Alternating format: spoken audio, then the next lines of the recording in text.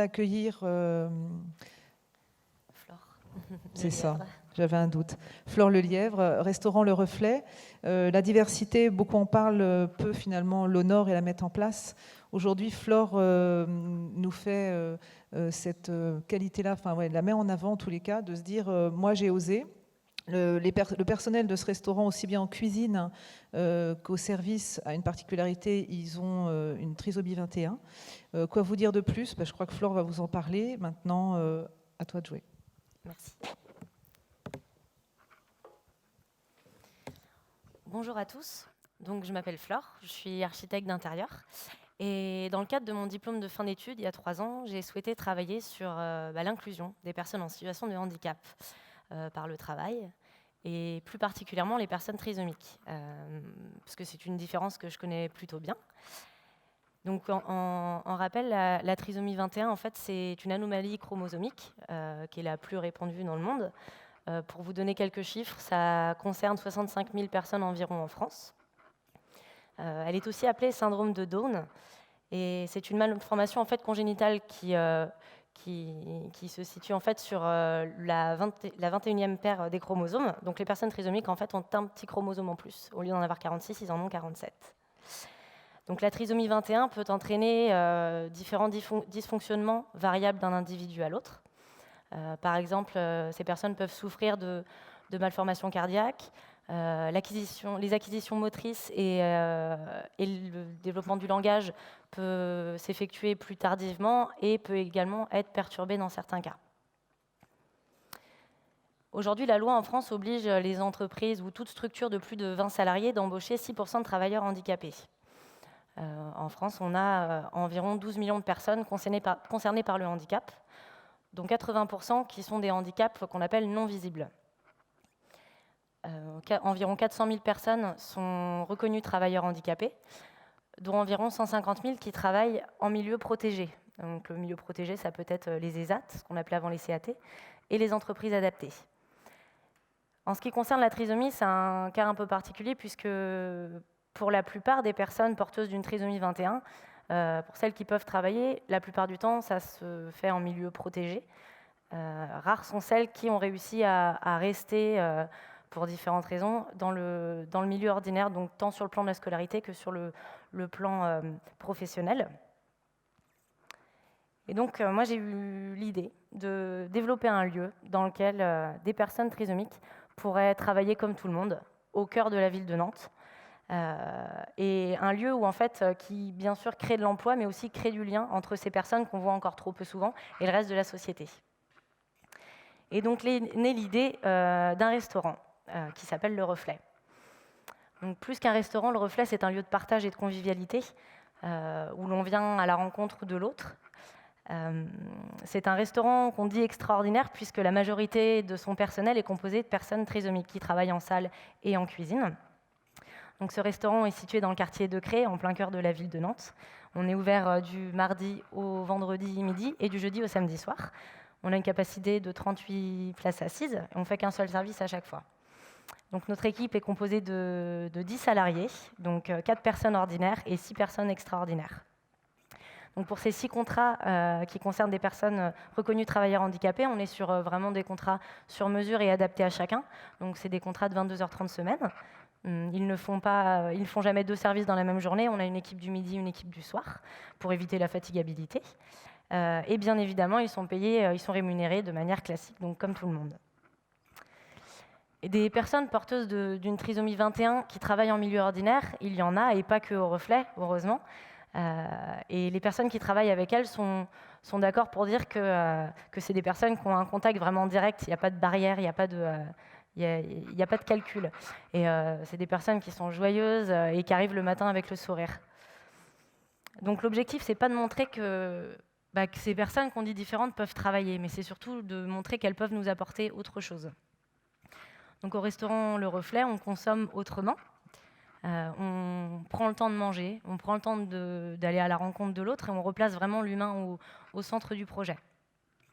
Pour éviter le rush pendant le service, on travaille sur une carte qui est réduite avec 3 entrées, 2 plats et 3 desserts qui changent toutes les semaines. On a une carte le midi et une carte le soir. Et toutes les recettes sont élaborées à partir de produits frais. On favorise les circuits courts. Et la cuisine est à l'image de l'équipe qui travaille dans le restaurant, c'est-à-dire c'est une cuisine vraiment généreuse, familiale et conviviale. Tout au long de leur vie, les personnes trisomiques ou tout simplement différentes, on leur demande de s'adapter, de rentrer dans des cases. Et on les valorise rarement, on les met rarement en avant.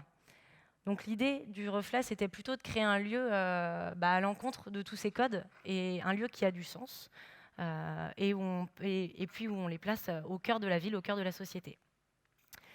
Donc la question que je m'étais posée à la base, c'est comment est-ce que par l'architecture intérieure et le design d'objets, on arrive en fait à créer un lieu qui vient s'adapter à des personnes différentes pour leur permettre d'être au maximum autonomes et de s'épanouir dans leur travail. Donc on a décomposé en fait toutes les tâches qu'on a dans un restaurant classique. On a identifié les freins et les difficultés que nos employés pouvaient rencontrer. Et à partir de là, en fait, on a détourné ces contraintes. Par exemple, pour la prise de commande, tous nos serveurs ne savent pas lire et écrire. Ils peuvent avoir des difficultés de mémorisation. Donc là, l'idée, c'était de se dire qu'en fait, on fait participer le client. Et le client devient acteur. C'est lui qui tamponne ses choix sur une feuille, qui est ensuite transmise en cuisine. Donc ça facilite le lien, ça facilite la communication avec le serveur, et ça facilite également la transmission entre le serveur et la cuisine. Et ça crée un moment ludique autour de la table. De la même manière, on a dessiné une gamme d'assiettes ergonomiques sous laquelle en fait, on est venu ancrer l'empreinte des mains. Parce que la motricité, l'appréhension des personnes trisomiques n'est pas la même que pour tout le monde. Au creux de la main, nous, on a 3 plis palmaires. La plupart des personnes ont 3 plis palmaires qui permettent d'avoir cette prise pince qui permet une certaine motricité fine. Et la plupart des personnes trisomiques n'ont qu'un seul pli palmaire, donc ça entraîne des difficultés.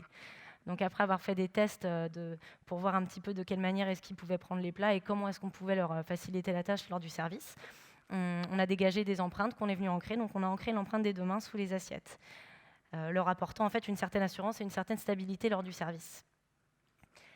Également en cuisine, on a développé des postes de travail debout et des postes de travail assis pour éviter la fatigabilité. Et on a créé un espace repos au fond du local dans lequel nos employés ordinaires et extraordinaires d'ailleurs peuvent aller souffler si à un moment c'est trop stressant ou qu'ils peuvent rencontrer une difficulté. Une sorte de petit cocon, mais qui finalement serait certainement le bienvenu dans la plupart de toutes les entreprises ordinaires. Et une fois que le restaurant a ouvert, parce que toutes ces choses-là, on les a réfléchies en amont, mais une fois que le restaurant était ouvert, on s'est rendu compte qu'il y avait d'autres difficultés, d'autres choses qu'on pouvait améliorer. Par exemple, en cuisine, on a développé pas mal de supports visuels qui aident en fait à rappeler les différentes étapes qu'il peut y avoir lors de la préparation. Alors ça peut être au niveau de la plonge ou au niveau du dressage des desserts, par exemple, qu'il y ait tout le temps un petit support visuel auquel ils peuvent se référer pour petit à petit acquérir vraiment de l'autonomie sur tout leur poste. Et de la même manière, pour l'ouverture de la terrasse, on a dessiné des sets de tables sur lesquels en fait sont indiquées l'empreinte de l'assiette, du verre et des couverts. En fait, plus qu'un set de table, c'est un outil qui va leur servir pour le dressage, parce que certaines personnes peuvent encore avoir des difficultés à rappeler où est-ce qu'on place exactement les choses. Et tous ces éléments, en fait, on les a travaillés d'une manière esthétique, toujours en voulant valoriser nos employés. Et de cette manière-là, on a pu créer un lieu qui est vraiment atypique et vraiment unique, qui a une vraie identité qu'on ne retrouve pas dans d'autres restaurants. Et donc avec le cabinet Nid d'architecture intérieure dans lequel je suis associée, on s'est mis un point d'honneur à faire un lieu qui soit vraiment accessible à tous.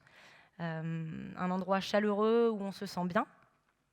Et on a voulu également que le restaurant soit vraiment à l'image du projet, que ce soit un lieu de partage, un lieu de convivialité, et ça, même jusque dans l'architecture intérieure.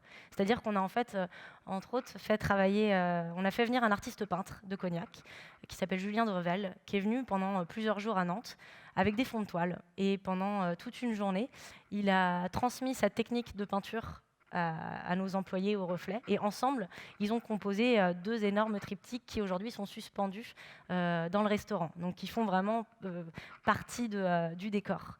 Et cette journée justement d'atelier créatif, on l'a filmée on en a produit un film qui, le soir, est diffusé est projeté en fait sur un des murs du restaurant. En fait, on continue toujours à raconter une histoire, à raconter l'histoire du reflet qui est une véritable aventure humaine et une véritable aventure pleine de rencontres vraiment très riches. Lorsque j'ai passé mon diplôme de fin d'études il y a 3 ans, donc que j'ai présenté pour la première fois le projet du reflet, j'ai été encouragée par des personnes qui m'entourent à essayer d'en faire quelque chose de plus qu'un projet fictif. Et donc pendant 1 an, en parallèle de mon travail, j'ai été présenter le projet partout où on me permettait d'aller. Et à l'issue de cette année-là, on a décidé d'organiser une première réunion avec toutes les personnes qui avaient suscité de l'intérêt et qui avaient envie d'apporter quelque chose au projet et d'aider à le développer. Donc on a fait notre première réunion il y a 2 ans et de là est née l'association Trinôme 44 qu'on a créée pour se structurer et pour mener à bien le projet du reflet. Cette association, elle a pour mission de développer des outils et des lieux qui favorisent l'intégration des personnes en situation de handicap dans le milieu professionnel. Donc son projet pilote, c'est celui du reflet. Et en complément de cette approche associative, on a choisi d'inscrire le restaurant dans le secteur privé. En fait, on a créé une entreprise, donc la SAS Le Reflet, qui est une société par action simplifiée, avec comme objectif de vraiment pouvoir... on veut montrer qu'ils peuvent travailler, donc on va créer un modèle économique qui fonctionne. Et donc, à partir de là, on a été encouragé par des investisseurs qui avaient envie de nous aider sur ce projet. Et donc, on a lancé une première levée de fonds il y a 1 an. Une levée de fonds donc, auprès d'investisseurs privés, auprès de mécènes. On a fait une campagne de financement participatif sur la plateforme Ulule également. Et au total, on a levé un peu plus de 400 000 €. Donc, on a vraiment eu un réel engouement autour du projet. Et ça nous a permis de le lancer. Et ça nous a permis également, en complément, de pouvoir contracter de prêts bancaires pour pouvoir financer l'achat des murs, puisqu'on est devenu propriétaire de ce local-là. L'achat des murs, l'achat du fonds de commerce, et puis les travaux d'aménagement qui étaient nombreux, et le besoin en fonds de roulement. Donc aujourd'hui, après près de 5 mois d'exploitation, on a vraiment des très bons retours, puisque les retours clients sont vraiment excellents, les gens reviennent, et les premiers bilans nous montrent déjà qu'on est quasiment à l'équilibre, donc c'est au-delà de ce qu'on pouvait espérer. C'est un démarrage qui est très encourageant. Et en revanche, à la fin de l'année, on va commencer à rembourser ces fameux prêts bancaires. Donc, on va avoir des charges mensuelles en plus. L'idée, c'est pas de transformer le projet du reflet, qui est un lieu dans lequel on prend le temps. L'idée, c'est pas d'aller faire un deuxième service ou d'agrandir. Donc, du coup, l'objectif étant que nos salariés évoluent dans un univers dans lequel ils se sentent bien et qui fonctionne tel quel aujourd'hui. Donc on va essayer d'alléger les charges d'une autre manière. Par exemple, on a mis en vente, on commence à commercialiser les assiettes qu'on a réalisées sur mesure. Donc on vend aujourd'hui en restaurant et on commence également à proposer un service de location de salle dans un lieu atypique au cœur du quartier de Cré. Et il y a tout juste 2 semaines, on a lancé notre seconde levée de fonds, afin de trouver des fonds auprès d'investisseurs privés qui seraient intéressés pour soutenir tout simplement un restaurant responsable socialement. Donc voilà, merci à tous pour votre attention et on espère avoir l'occasion de pouvoir vous accueillir au restaurant pour vous faire découvrir notre cuisine, mais également notre extraordinaire équipe.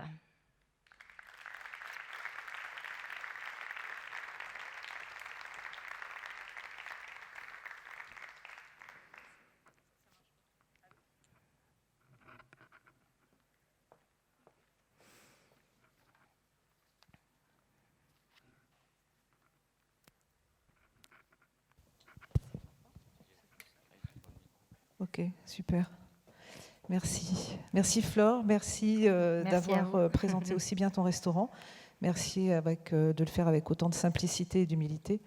Et puis, si vous souhaitez évoquer le sujet avec Flore, vous pouvez la retrouver en dehors de la pièce. Si vous voulez rester ici, vous êtes les bienvenus, évidemment. On va continuer sur les valeurs avec Nathan Stern dans 5-10 minutes. Donc, à tout à l'heure. Merci.